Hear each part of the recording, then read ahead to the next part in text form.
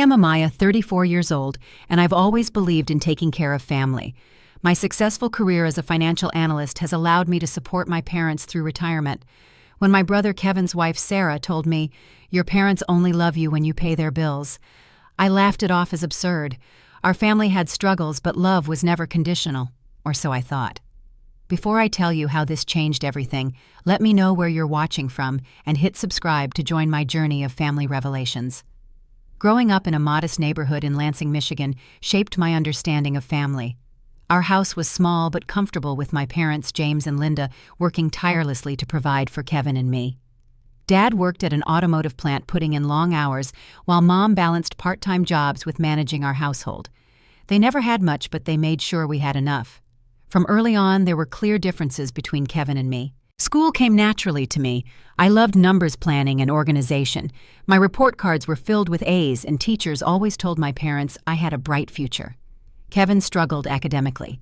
3 years younger than me, he was charming and popular, but couldn't seem to focus on schoolwork. My parents hired tutors they couldn't afford, and I remember overhearing their late-night arguments about the expense. My father recognized my aptitude for mathematics and finance. He would bring home financial magazines and newspapers, challenging me to understand concepts beyond my years. "You have a gift, Amaya," he would say, his eyes crinkling with pride. "One day, you'll do incredible things." Those moments with Dad became my foundation, pushing me to excel. Mom had a different approach. She doted on Kevin, always making excuses for his poor grades and behavioral problems. "He's just a free spirit," she would say. "Not everyone is meant for academics." While she attended all of Kevin's baseball games, she frequently missed my academic competitions, claiming she was too tired or busy. I told myself it didn't matter. I had Dad's support, and that was enough. By the time I graduated high school, I had earned a partial scholarship to Northwestern University. My parents couldn't cover the remaining tuition, so I worked 2 part-time jobs while maintaining a full course load. During those years, I called home weekly. The conversations always ended with subtle hints about their financial struggles. Dad's hours had been cut, Mom's arthritis was acting up, the house needed repairs. Without hesitation, I started sending money home monthly, even when it meant eating ramen for dinner. Kevin took a different path. He attended community college, sporadically dropping out after 3 semesters. He bounced between jobs at restaurants, retail stores, and warehouses, never staying anywhere longer than 6 months. When he was between jobs, which was often, he moved back home. My parents never asked him for rent or contributions to household expenses. After graduating with honors, I landed a position at a prestigious financial firm in Chicago. The starting salary was impressive for a new graduate, and I immediately increased the amount I sent home. My parents' gratitude was overwhelming. Dad called me his superstar, and Mom bragged about me to her friends.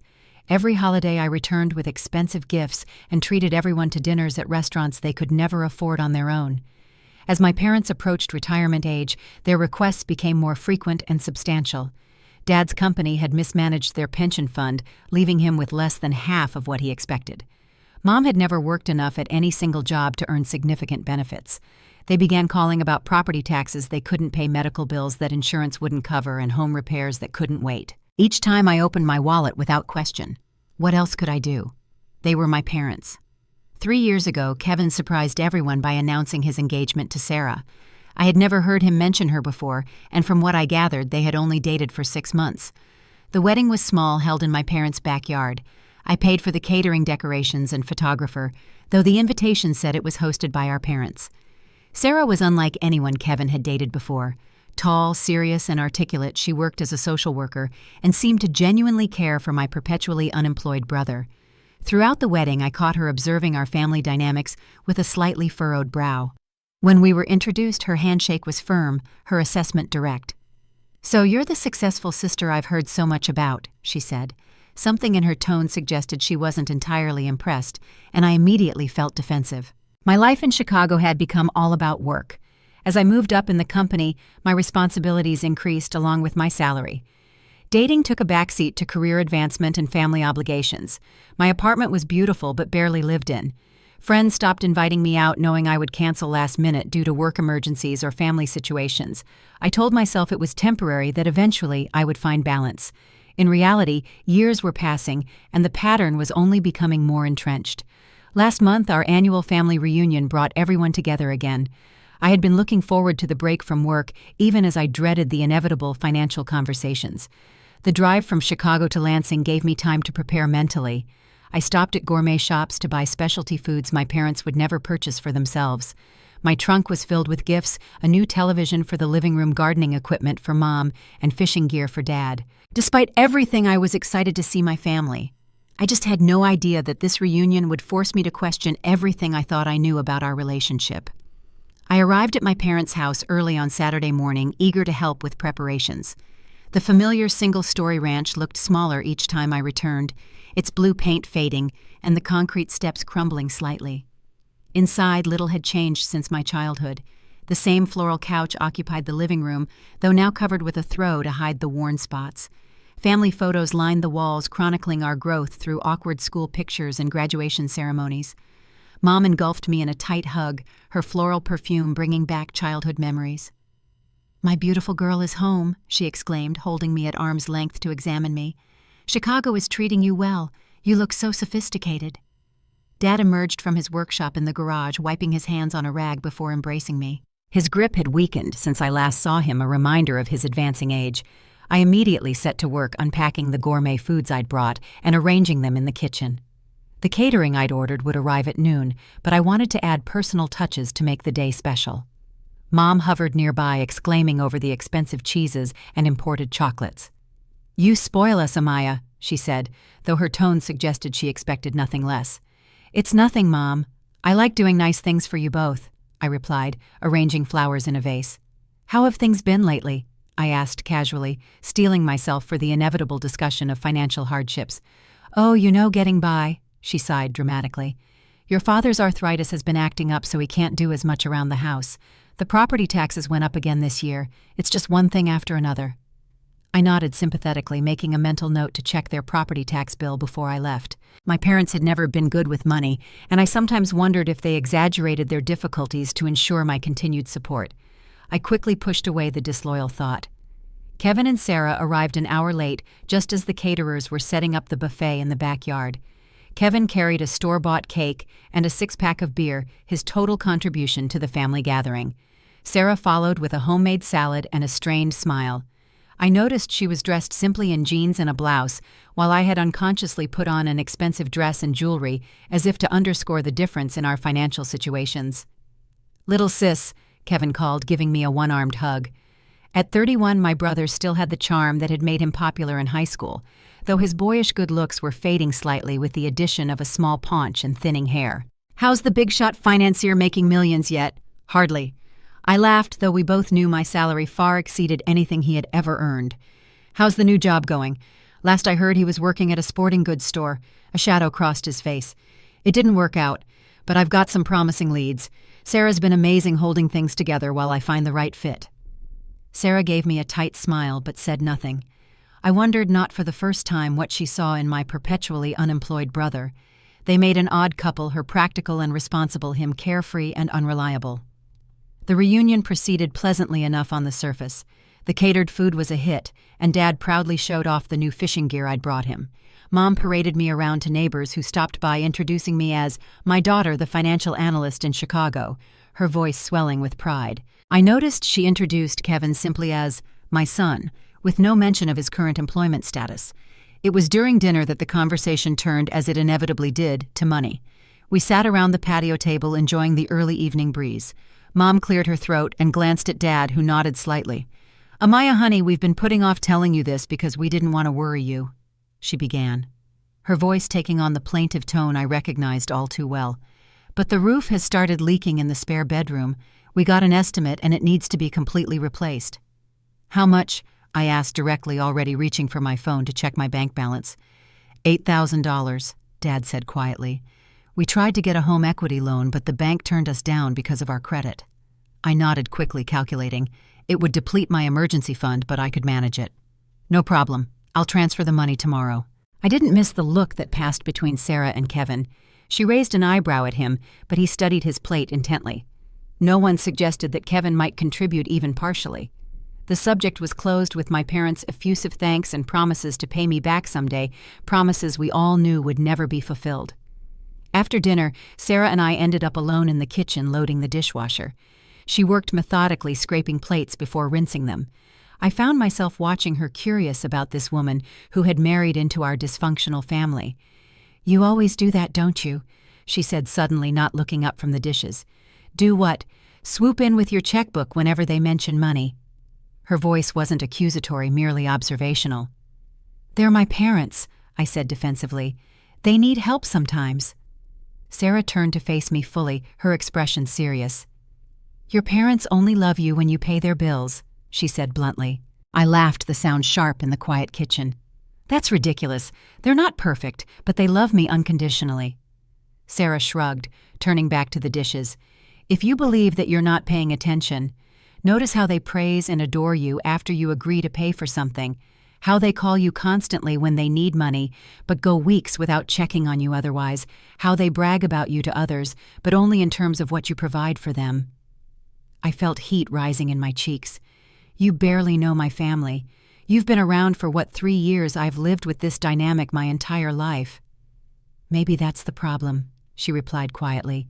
"You can't see the pattern because you're too close to it. But I've worked with enough families as a social worker to recognize exploitation when I see it." "I'm not being exploited," I snapped. "I help them because I can and because I want to. Not everyone views family relationships as a balance sheet." Sarah held up her hands in surrender. "Just something to think about," she said. "Kevin sees it too, you know. He feels guilty that you carry the entire financial burden, but he's also resentful of how they use your success to shame him." I finished loading my section of the dishwasher in silence, her words echoing uncomfortably in my mind. She was wrong, of course. My parents loved me for who I was, not for what I could give them. The financial support was separate from our emotional bond. Yet as I drove back to Chicago the next day, Sarah's words followed me. "Your parents only love you when you pay their bills." It was absurd, a simplistic reduction of a complex family dynamic. But why then did it bother me so much? Back in my sleek Chicago apartment, I couldn't shake Sarah's accusation. The floor-to-ceiling windows offered a stunning view of the city skyline, a vista I rarely took time to appreciate. Tonight, I stood before the glass, my reflection superimposed over the glittering lights, and wondered when I had last felt truly at peace. Unable to sleep, I opened my laptop and pulled up my banking records. The evidence was there in neat rows and columns, years of transfers to my parents. $10,000 for medical bills when Mom needed knee surgery, $5,000 when their furnace died in the middle of winter, countless smaller amounts for property taxes, insurance premiums, utility bills. Over the past decade, I had given them more than $50,000, not counting gifts, vacations, and everyday expenses when I visited. I scrolled through my email, searching for patterns in our communications. There they were, messages filled with warmth and affection, immediately following financial assistance. Lengthy gaps when they needed nothing. Casual mentions of financial struggles that escalated to urgent pleas if I didn't respond quickly enough. My phone rang, Mom's name flashing on the screen as if summoned by my thoughts. "Amaya, sweetie, just checking how your drive back was," she chirped. "Fine, Mom. No traffic," I replied, waiting for the real reason for her call. We chatted about the reunion for a few minutes before she cleared her throat. "Your father and I were wondering if you had a chance to transfer that money for the roof. The roofer says he can start next week if we put down a deposit." "I'll take care of it tomorrow," I promised mechanically. "You're an angel," she gushed. "We're so blessed to have such a successful, caring daughter. I was just telling Margaret next door how you always take care of us. She said her children barely call, let alone help out financially." After hanging up, I stared at the phone. Had Sarah been right? Would my mother have called just to check on me if she hadn't needed to remind me about the money I tried to remember the last time she had called without a financial request attached? Nothing came to mind. The next day, I called Danielle, my oldest friend from Lansing. We had known each other since elementary school, and she had witnessed my family dynamics firsthand. If anyone could give me an honest perspective, it would be her. "Of course I have time to talk," Danielle said when I called. "It's been ages, Amaya. How are you really doing?" I hesitated, then blurted out, "Do you think my parents only care about me because of the money I give them?" The silence that followed was telling. Finally, Danielle sighed. "That's complicated, Amaya. I think they love you, but—" She paused. "I've always thought they take advantage of your generosity. Remember your 30th birthday. You flew them to Chicago for that fancy dinner, and they left early the next morning because Kevin needed help moving into his new apartment." The memory stung. I had spent thousands on a weekend celebration booking my parents a suite at a luxury hotel, only to have them rush back to help Kevin with something he could have easily handled himself or paid movers to do. They've always favored him, I acknowledged, but that doesn't mean they only value me for my money. Maybe not only, Danielle conceded, but it's a big part of your relationship with them. They boast about your career to everyone, but have they ever asked about your happiness, your dreams beyond work? When's the last time they did something for you that required real sacrifice on their part? I couldn't answer. The conversation left me more unsettled than before. That evening I did something unprecedented. I called Kevin directly. We typically communicated through our parents or in group settings.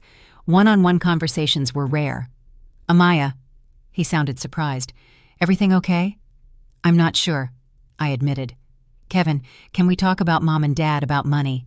He was quiet for a moment. "Sarah's been saying I should talk to you about this," he finally said. "She thinks the situation is unhealthy." "What situation exactly?"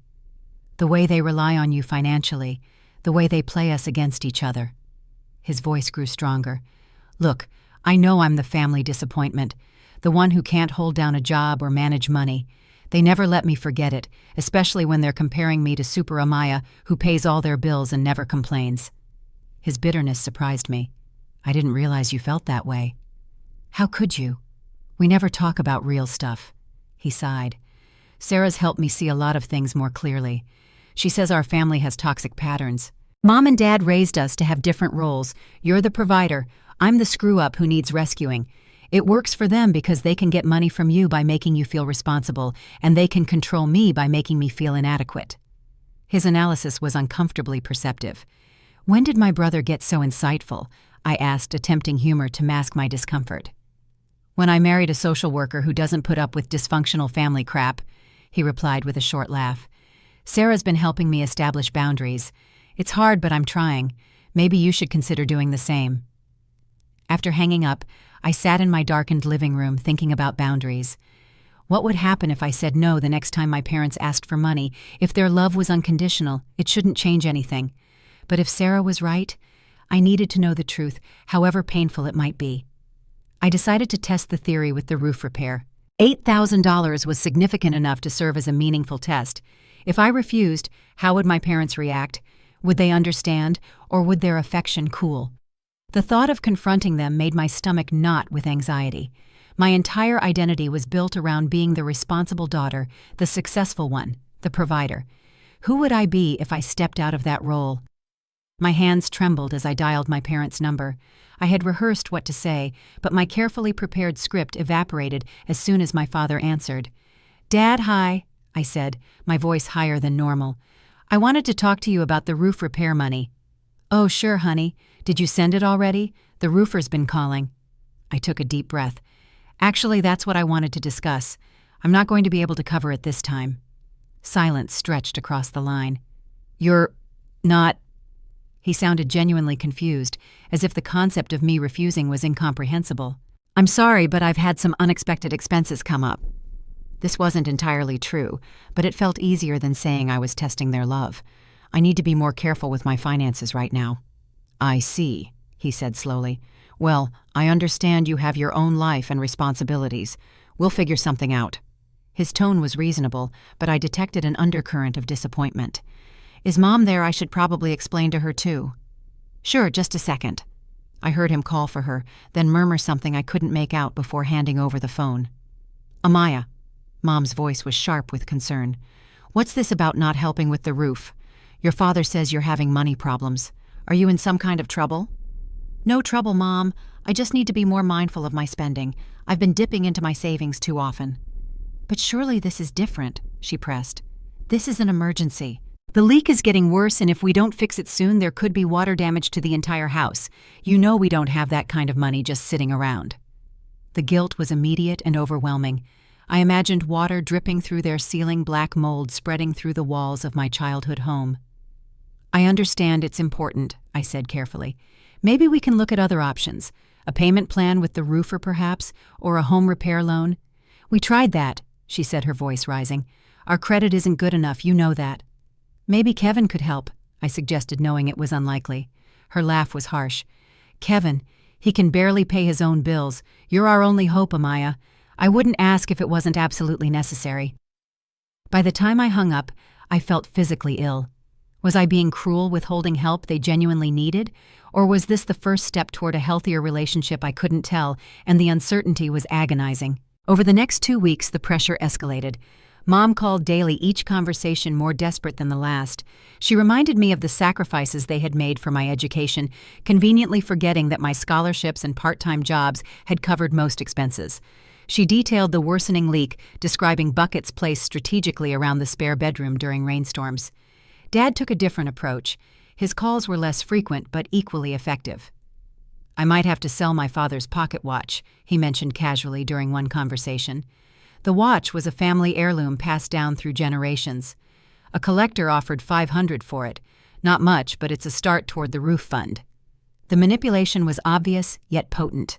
I found myself on the verge of giving in several times, my finger hovering over the bank transfer button. Each time I remembered Sarah's words and Danielle's confirmation of the unhealthy pattern. Each time I forced myself to hold firm. 3 weeks after my initial refusal, the tone changed. Mom called while I was in a meeting.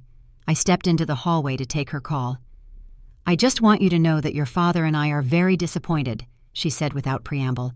"After everything we've done for you, all the sacrifices we've made, we never thought you'd turn your back on family." "Mom, I haven't turned my back on anyone," I protested. "I'm just not in a position to pay for the roof right now." "You have a 6-figure job in Chicago and a fancy apartment," she snapped. "Don't tell me you can't afford to help your own parents keep a roof over their heads. What will people think when they hear how you've abandoned us, that you'd rather spend money on designer clothes than help your family?" The accusation stung. I wanted to point out all the ways I had supported them over the years, the countless bills I had paid without complaint. Instead, I took a deep breath. "I'm sorry you feel that way." "Well, it's fine," she said, her voice cold. "We'll manage without you. Kevin said he might be able to help." I knew this was almost certainly a lie. Kevin had been clear about his financial struggles. "That's good of him," I said neutrally. "At least one of our children remembers the meaning of family," she added, twisting the knife before hanging up. I stood in the hallway of my office building, phone clutched in my hand, tears threatening to spill. The test had provided an answer, but not one I wanted to accept. My mother's love, it seemed, came with conditions after all. That night I cried until my eyes swelled and my throat ached. Years of built-up emotion poured out of me. I had spent my adult life trying to earn my parents' approval through financial support, believing their love was a constant, only to discover it might be contingent on my usefulness. The realization was devastating. The next morning I woke to a text from my mother. "Kevin and Sarah offered to pay for half the roof. They're taking out a loan. Thought you'd want to know your brother stepped up when you wouldn't." Something about this claim rang false. I recalled Kevin mentioning that Sarah had been helping him establish financial boundaries. It seemed unlikely they would suddenly offer to take on significant debt to pay for my parents' home repairs. The manipulative text was the final straw. I needed to see my parents face to face to understand the full extent of what was happening. Without allowing myself to reconsider, I requested emergency time off from work, threw some clothes into a suitcase, and began the 4-hour drive to Lansing. The journey to my parents' house gave me time to process my swirling emotions. Cornfields and small towns flashed by as I rehearsed what I would say, how I would remain calm and objective. By the time I pulled into their driveway, afternoon shadows were lengthening across the lawn. I noticed their roof did indeed have missing shingles and obvious signs of wear, but there was no evidence of the catastrophic damage my mother had described. I knocked instead of using my key, suddenly feeling like a visitor rather than family. My father opened the door, his expression shifting from casual welcome to surprise when he registered who stood on his doorstep. "Amaya, we weren't expecting you." "I know," I said, stepping past him into the house. "I needed to talk to you and Mom in person. Is she home?" "In the kitchen," he replied, following me as I walked through the familiar rooms. The house smelled of coffee and the cinnamon air fresheners Mom had always preferred. Nothing had changed in the decor since my high school days, the same faded family portraits lining the hallway. Mom looked up from her magazine coffee mug, halfway to her lips. "Amaya, what on earth are you doing here?" Her tone suggested both surprise and annoyance. "We need to talk," I said, sitting down across from her at the kitchen table where we had shared thousands of family meals. "About money, about our relationship, about the way we communicate." My father shifted uncomfortably, remaining standing. Is this about the roof? Because we're figuring it out. It's about more than the roof, I said, opening my bag and removing a folder. It's about a pattern I've been too close to see clearly. I spread bank statements across the table, each one showing transfers to my parents. This is over $50,000 I've given you in the past 5 years alone. Not loans, gifts. No expectations of repayment. My mother glanced at the papers dismissively. And we've been grateful for every penny. I don't understand why you're here throwing this in our faces. I'm not throwing anything in your faces, I said, working to keep my voice level. I'm trying to understand our relationship. When I said I couldn't help with the roof the way you both responded, it hurt. It made me wonder if my value to you is tied to what I can provide financially. That's ridiculous, my father protested. You're our daughter. We love you regardless. Do you? I challenged gently. Because when I refused to pay for something for the first time in years, Mom called me selfish and ungrateful. She said I was abandoning the family. My mother's face flushed. You have to understand we were desperate about the roof. I said things I didn't mean. Did you tell Kevin I refused to help? Did you ask him to take out a loan? My parents exchanged glances. We might have mentioned our disappointment, Dad admitted. Kevin called me last night, I said. He said you pressured him and Sarah to cover the roof costs. He said you've been borrowing from him too, despite knowing he's struggling financially. Is that true? The silence in the kitchen was deafening. Finally, my mother spoke, her voice defensive. We ask for help when we need it. That's what family does. Help is one thing, manipulation is another. I stood and walked to the desk in the corner of the kitchen where my parents kept household papers. May I asked, gesturing toward the drawers. What are you looking for? My father asked, tension evident in his voice. The truth, I replied, opening the top drawer. Years of helping my parents with their finances had taught me where they kept important documents. I quickly found recent bank statements and began examining them. What I discovered made my stomach drop. Regular withdrawals at an ATM located at the local casino. Credit card statements showing cash advances. My parents had always claimed to be financially responsible if unlucky. The evidence suggested a different story. You have a gambling problem, I said, looking up at my father. It wasn't a question. His face crumpled, aging him 10 years in an instant. It started small, he whispered, after I retired. Just something to pass the time. James, my mother hissed. Don't. No, Linda. She deserves to know. He sank into a chair. I thought I could win enough to stop asking Amaya for money, to finally have something to be proud of. But it never works that way, does it? You lose, so you try to win it back. You win, so you try to win more. Either way, you keep going back. The pieces fell into place. The constant financial emergencies, the increasing sums needed, the vague explanations for where the money had gone. How much do you owe? I asked quietly. $12,000 in credit card debt, he admitted, plus loans from friends. The roof really does need replacing, but it's not as urgent as we made it sound. My mother remained defiant. You have no right to judge us. We raised you, put you through college. I put myself through college, I corrected gently. Scholarships, student loans, part-time jobs. You helped when you could, and I appreciate that. But Mom, this isn't about judging you. It's about honesty. You and Dad have been manipulating me for years, using guilt to extract money that apparently goes to feed a gambling addiction. That's not fair, she protested. We've had legitimate needs. Maybe some were legitimate, but you exaggerated and manipulated to get what you wanted from me. And when I finally said no, you tried the same tactics on Kevin.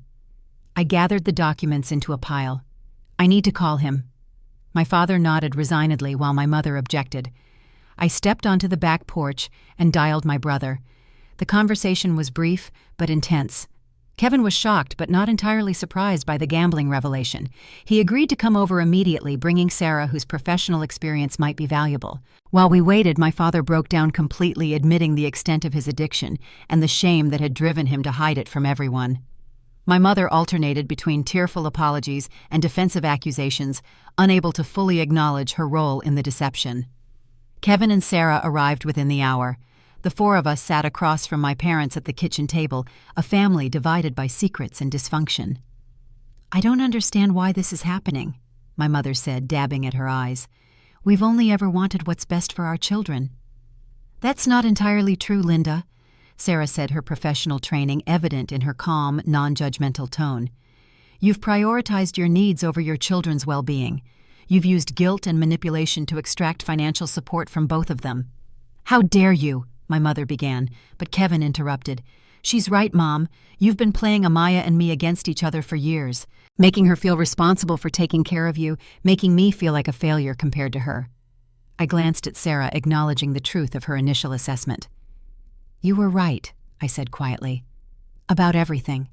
She nodded, her expression compassionate rather than triumphant. Family dynamics are complicated. It takes courage to recognize unhealthy patterns, especially when you're embedded in them.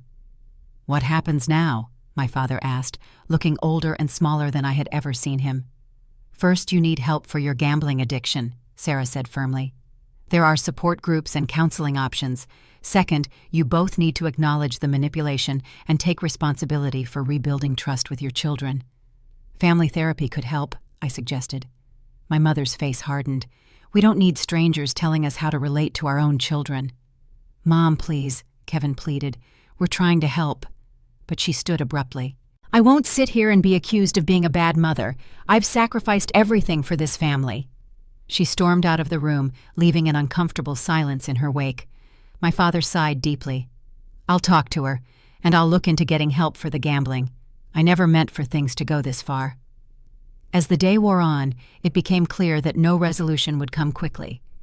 My mother remained defensive, unable to acknowledge the damage done. My father seemed genuinely remorseful, but overwhelmed by the prospect of addressing his addiction. By evening, I felt emotionally drained, the weight of decades of dysfunctional family dynamics pressing down on me. "I need to go," I finally said, gathering my things. "I'll stay at a hotel tonight and head back to Chicago tomorrow." "You could stay with us," Kevin offered. I shook my head. "I need some space to process everything." As I walked to my car, Sarah followed me out. "It took courage to confront them," she said. "Most people never do." "I should have seen it sooner," I replied. "All those years, all that money." "Don't blame yourself. We're conditioned from childhood to meet our parents' expectations. Breaking free from those patterns is one of the hardest things a person can do." I nodded, suddenly overwhelmed with gratitude for this woman I had initially misjudged. "Thank you, Sarah, for seeing what I couldn't, for saying something even though it was uncomfortable." She squeezed my arm gently. "That's what family should do. Tell the truth even when it's difficult, especially when it's difficult." As I drove away from my childhood home, I felt completely shattered. Everything I had believed about my family, about my role within it, had been exposed as fiction. The pain was excruciating, but beneath it lay something else, the first fragile tendrils of liberation. For the first time in my adult life, I was seeing my family clearly. The question now was what to do with that clarity. Back in Chicago, I felt like a different person. The sleek apartment that had once represented success now felt like an empty showcase furnished to impress others rather than comfort myself. I had built my entire life around financial achievement, partly to support my parents and partly to maintain the identity they had assigned me, the successful daughter, the provider, the responsible one. With that foundation crumbling, I found myself adrift. Work, which had always been my anchor, became increasingly difficult to focus on. After a week of missed deadlines and unfocused meetings, my boss Richard called me into his office. "You're one of our best analysts, Amaya," he said, concern evident in his expression. "But something's clearly wrong. You're not yourself." I considered offering a vague excuse about feeling under the weather, but suddenly the weight of pretending became too much. "I'm going through some family issues," I admitted. "It's affecting me more than I expected." To my surprise, Richard nodded understanding. "Family can be complicated," he said. "I went through a difficult period with my own parents a few years back, had to set some hard boundaries." He studied me for a moment. "Take some time, 2 weeks paid leave, sort things out. The work will be here when you get back." His kindness brought tears to my eyes. "Thank you, I appreciate it." With unexpected free time stretching before me, I reached out to people I had neglected while focusing on work and family obligations. Danielle immediately invited me to dinner, and I reconnected with college friends I hadn't seen in years. Their warmth and unconditional support highlighted the conditional nature of my parents' affection, but also showed me that genuine relationships were possible. On Danielle's recommendation, I began seeing a therapist, Dr. Marshall, who specialized in family dynamics and codependency. In her comfortable office with its soft lighting and calming blue walls, I began the painful process of examining my relationship with my parents. "You've been caught in a classic codependent relationship," Dr. Marshall explained during one session. "Your parents created a dynamic where their happiness and stability were your responsibility, and you accepted that role because it gave you a sense of purpose and value." "I thought I was just being a good daughter," I said, twisting a tissue between my fingers.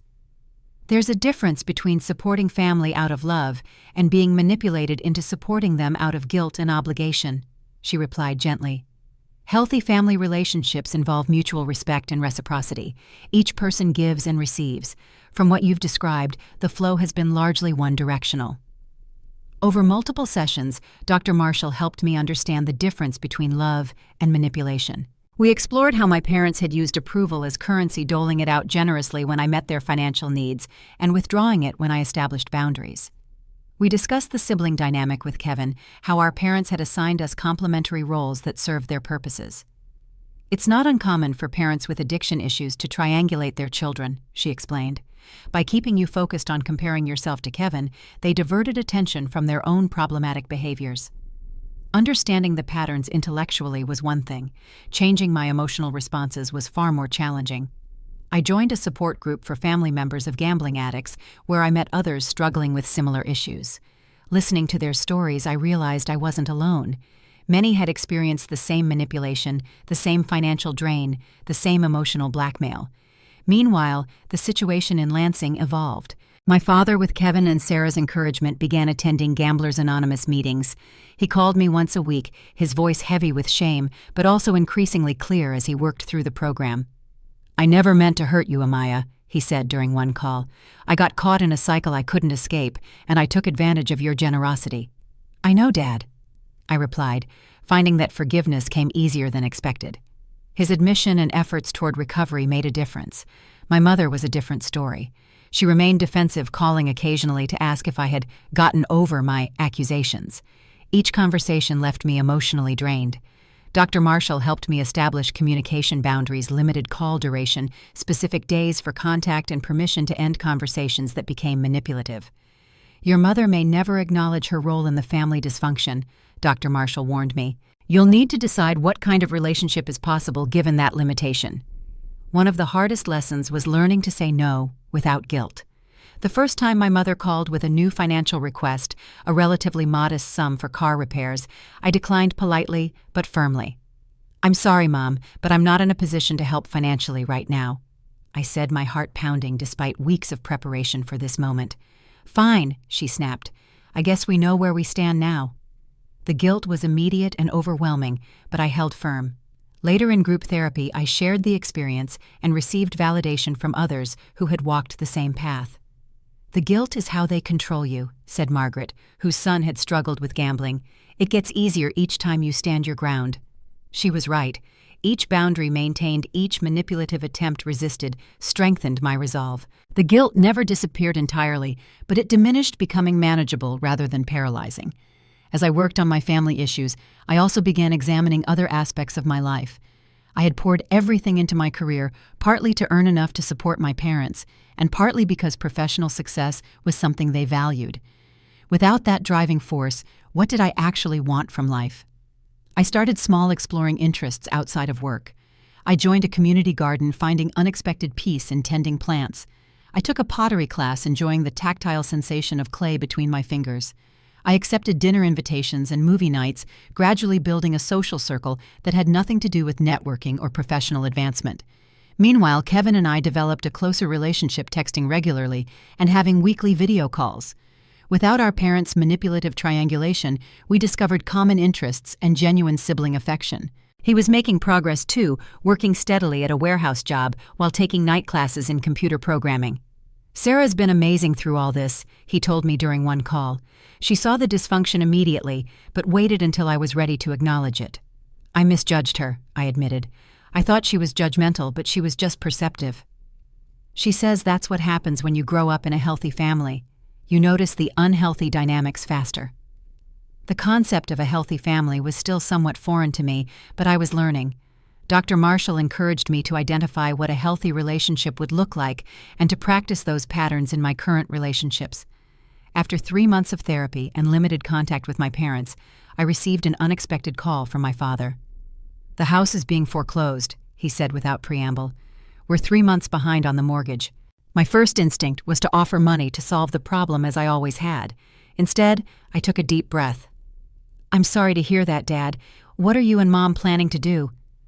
The question clearly surprised him. After a pause, he said, "I don't know.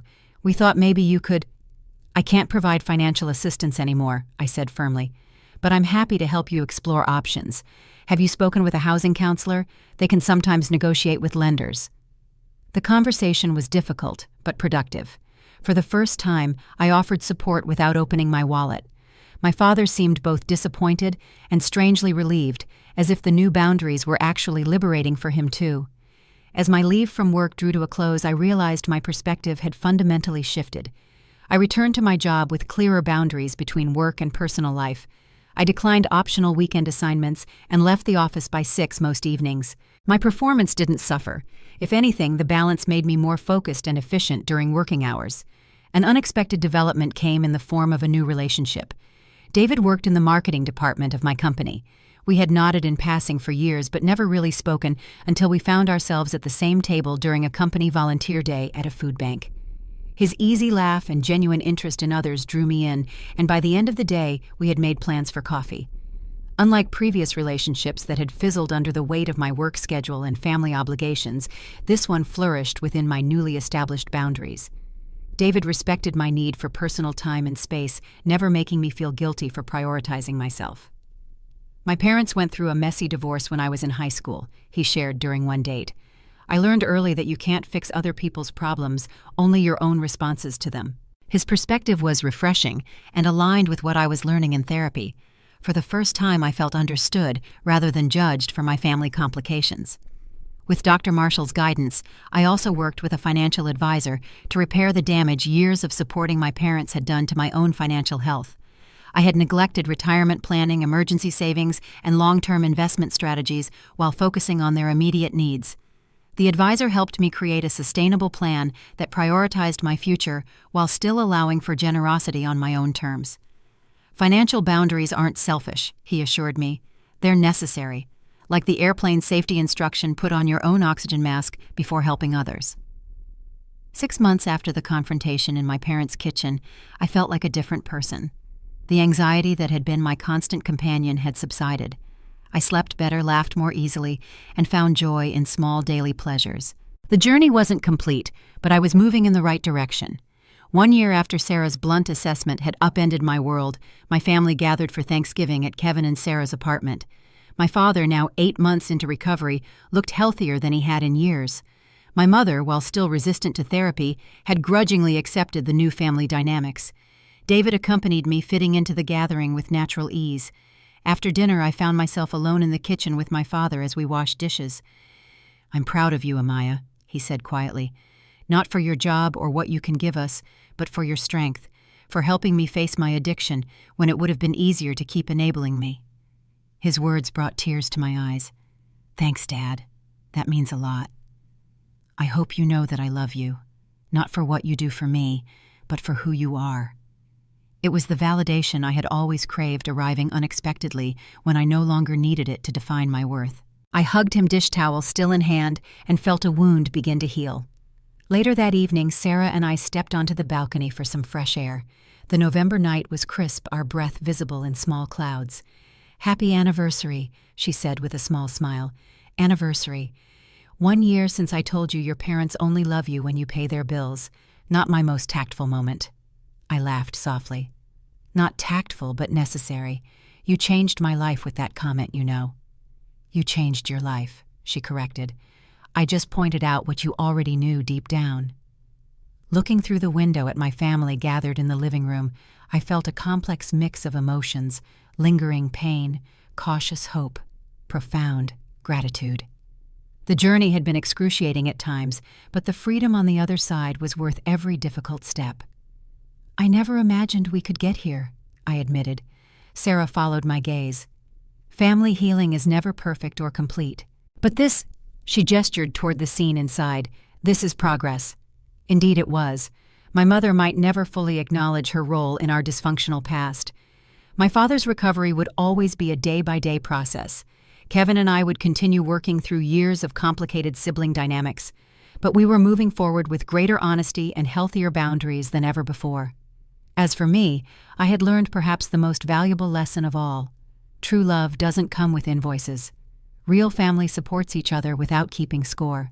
And my worth was never dependent on what I could provide, but on who I am at my core. "Ready to go back in?" Sarah asked. I nodded, feeling genuinely at peace. Definitely ready. Have you ever had to set boundaries with family members who seem to value what you could do for them more than who you are? If this story resonated with you, please like this video and subscribe to hear more journeys of self-discovery and healing. Share your experiences in the comments below. I read everyone and find strength in our shared stories. Thank you for listening to my journey from financial manipulation to finding my true worth. Remember, love should never come with a price tag attached.